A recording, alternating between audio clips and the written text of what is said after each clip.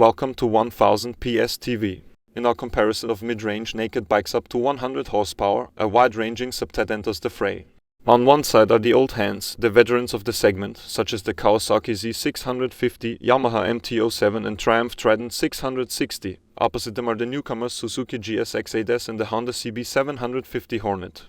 The lineup is completed by the KTM 790 Duke and the somewhat off-price Aprilia Tuono 660 factory.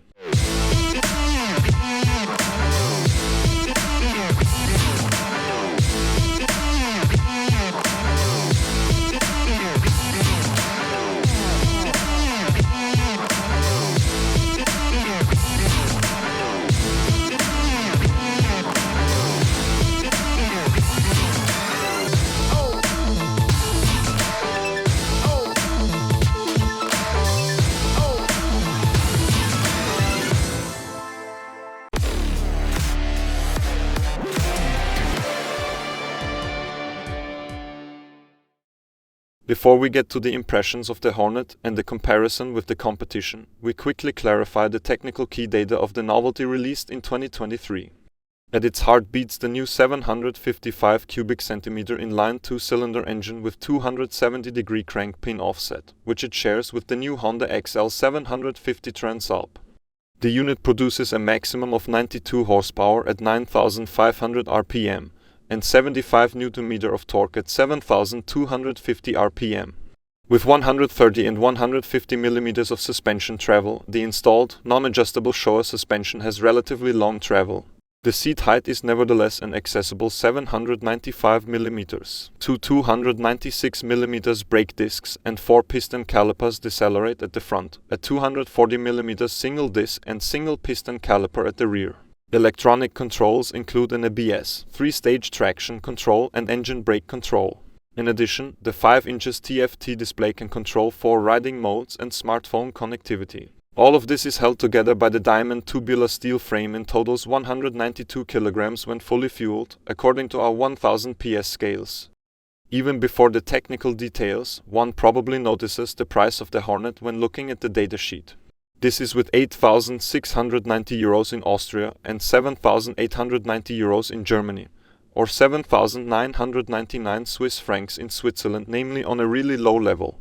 In our comparison, only the Kawasaki Z650 is cheaper, but that too only by a few hundred and in view of its age rather negligible. But is this an extremely good price-performance ratio, or does an overzealous red pencil make itself felt in driving use?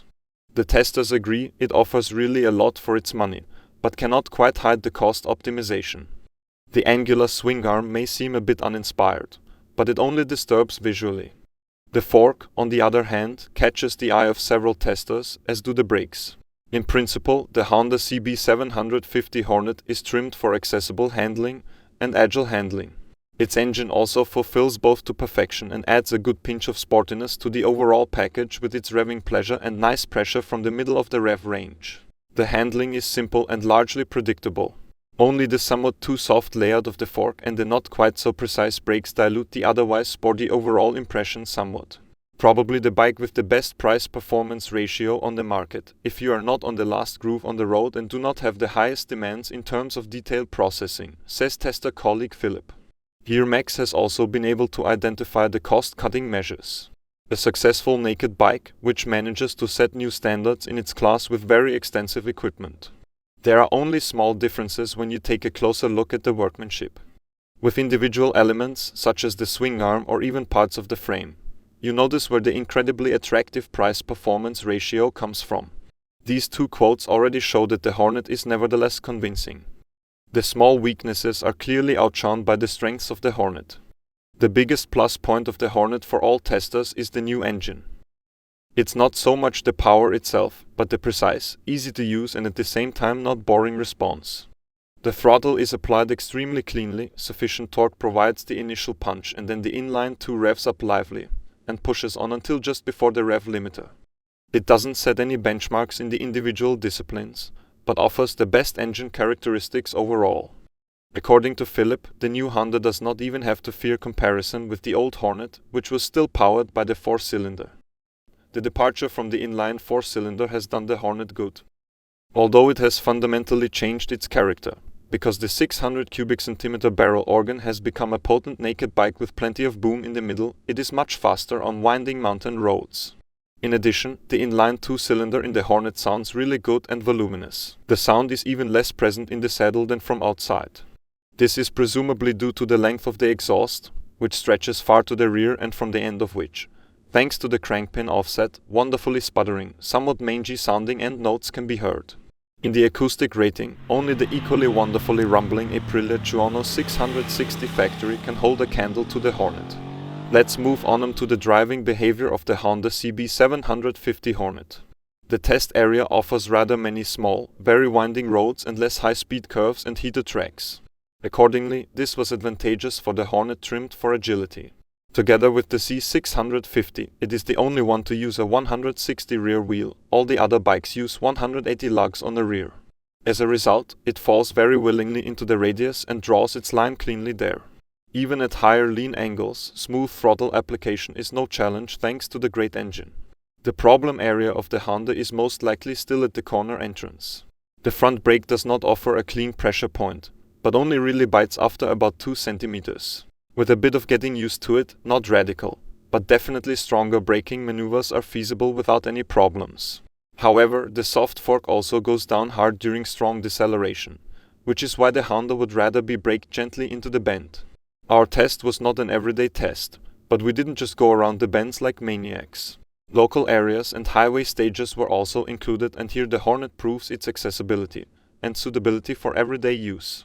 The star in this area is once again the engine, which can never be brought out of the calm, accelerates from the lowest speeds without grumbling and always applies the throttle cleanly. Thus it drives itself also in the dense city traffic very sovereign by the columns. With the fairly low seat height, even shorter legs have a secure footing when maneuvering. The Hornet is also largely suitable for tall pilots, at least as far as freedom of movement in the saddle is concerned.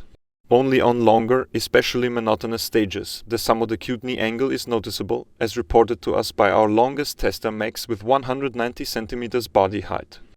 Let's talk about the equipment and price-performance ratio of the Honda CB750 Hornet.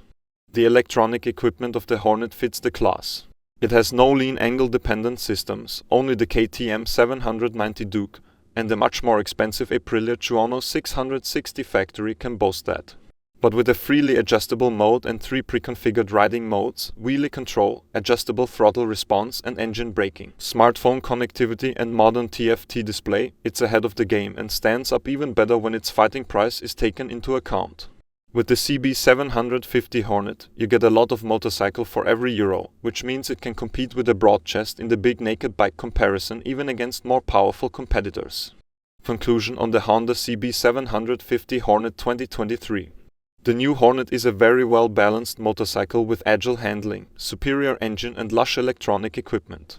It can be moved from the city to the alpine roads relaxed to fun. It never shines in any particular discipline, but rather excites with its well-balanced overall package. This becomes even better if one considers the combat price. So much motorcycle for so little money is rare among new motorcycles.